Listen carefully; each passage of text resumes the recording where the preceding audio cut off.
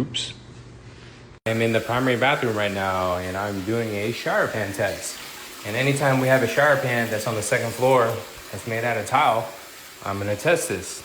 So after we fill this shower up with 2 inches of water, we let it sit and we scan the adjacent walls to see if anything's leaking.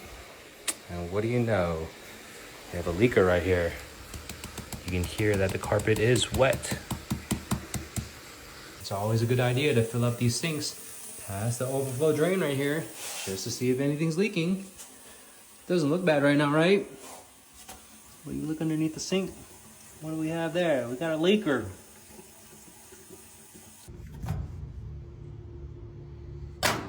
Just so happened to be holding the handrail walking down the stairs and felt like almost cut my hand right here.